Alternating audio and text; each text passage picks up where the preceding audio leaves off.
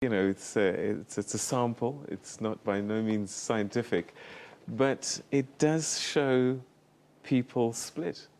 And is that the reality for COSATU at this stage? I think what we basically saw in that inset is just perhaps a glimpse of COSATU's problems. But if you sat through that briefing this morning, one got a sense of a very, very sorry state of affairs at COSATU as things stand, which leads one to perhaps argue that the Vavi issue and all the attendant issues are probably as I think many analysts have said before, an indication or a manifestation of deep-seated problems that COSATU seems to be finding it difficult to actually get out of. I mean, if you listened to a litany of complaints that Stumo Dlamini, the president of COSATU, as well as the acting general secretary of COSATU, Begin Njali, were actually reciting, you got a sense of an organization that is finding itself with its back against the wall and not having a clue how to get out of.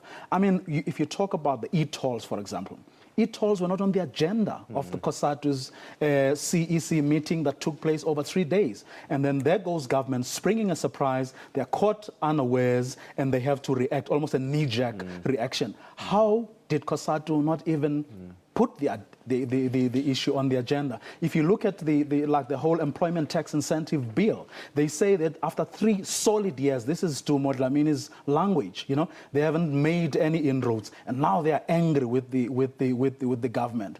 After the Alliance Summit that took place a couple of months ago, each party pledged that they would have Alliance Secretariat meetings every week. Since then, only 1 meeting took place, and they know where the problem is, and Stumo spoke about that problem, and the problem is the ANC. Now, all right, so is at the end of the day, we've got the issues that have been put on the table, but is there a political agenda that's playing out perhaps?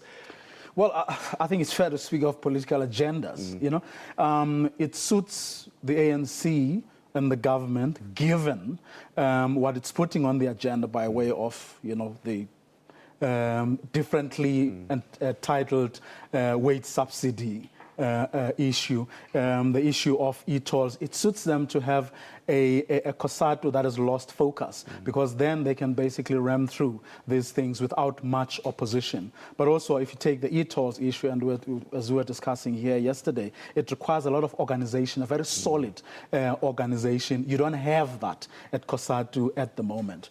Go to the primary enemy of the workers, which is capital.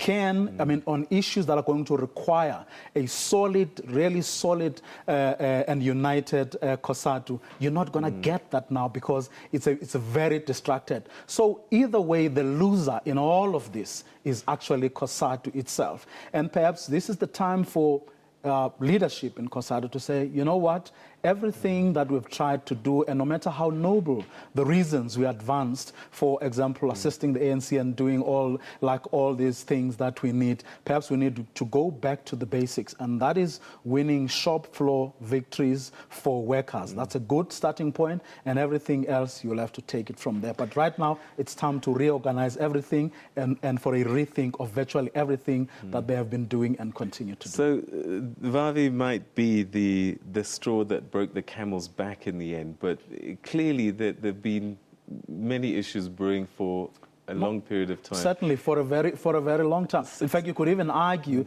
that the reason Vavi is in the situation that he is in has a lot to do with the fact that perhaps he was trying to get the federation back to its basics. Of course, what doesn't help the situation is a thing that he did all by himself, and which he actually has himself to blame, and that is the act in that office. We've run out of time, but in 10 seconds, is there a future for COSATU, or has it outlived its purpose, as one tweeter had said? There is a future. Well, it's a capitalist trap. The question is how to use the trap to trap the trapper. But the bottom line is, for as long as you have workers, for as long as you have bosses and capital, you do have a place for unions. And once they claim their rightful place and they go back to the basics, I think only then will COSATU rediscover itself, and the question you're asking probably won't even arise. Okay, Vuyo Mvoko, thank you very much indeed. That's our contributing editor sharing his thoughts on developments taking place at COSATU.